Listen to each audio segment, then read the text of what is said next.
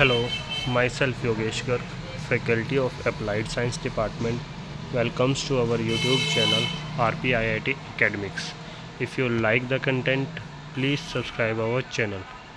Students, आज हम नया टॉपिक स्टडी करेंगे which is collision.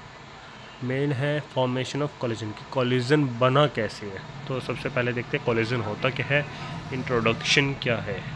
Collagen is the most abundant protein in the human body, forming a crucial component of connective tissue.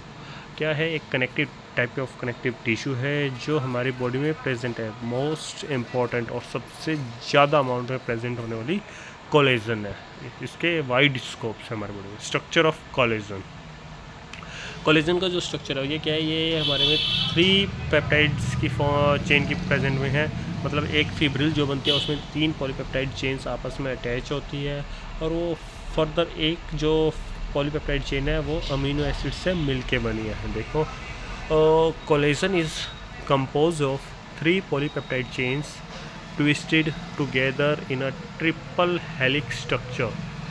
Each chain contains repeating sequence of amino acid, primary glycine, proline and hydroxyproline. क्या क्या क्या 3 polypeptide chains हो गए जो आपस में किस form में, हेलिकल फॉर्म में, हेलिक्स है, कॉइल्ड हुई है. और रिपीटिंग सीक्वेंस कौन कौन से होगी, amino acid, primary amino acid कौन से, ग्लाइसिन, प्रोलिन एंड हाइड्रोक्सीप्रोलिन. ये सबसे ज़्यादा इसमें प्रेजेंट है.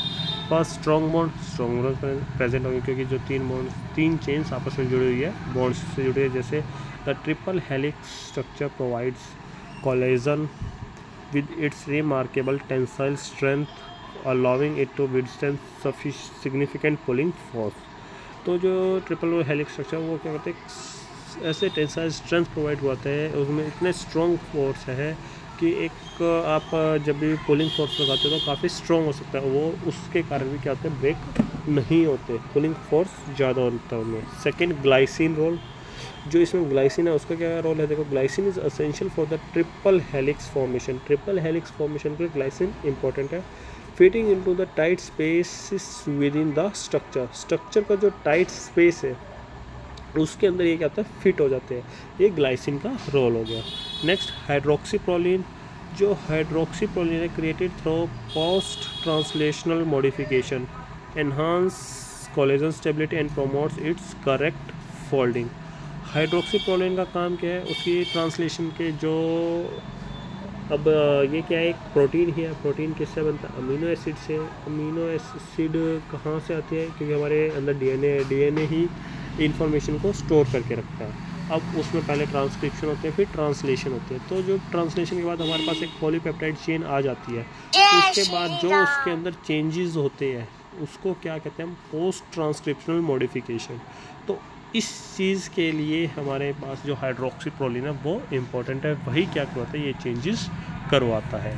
नेक्स्ट आता है 4th पॉइंट, प्रोलिन केन्स. जो प्रोलिन रेजिड्यू है ये क्या करते हैं, हेलिकल शेप और जो कोलेजन के उसको बनाने में हेल्प करते हैं और साथ में ही फ्लेक्सिबिलिटी और स्ट्रेंथ भी प्रोवाइड करवाते हैं हमारे कोलेजन फाइबर को. देखो, proline residues contribute to the characteristics helical shape of collagen, influencing its flexibility and strength.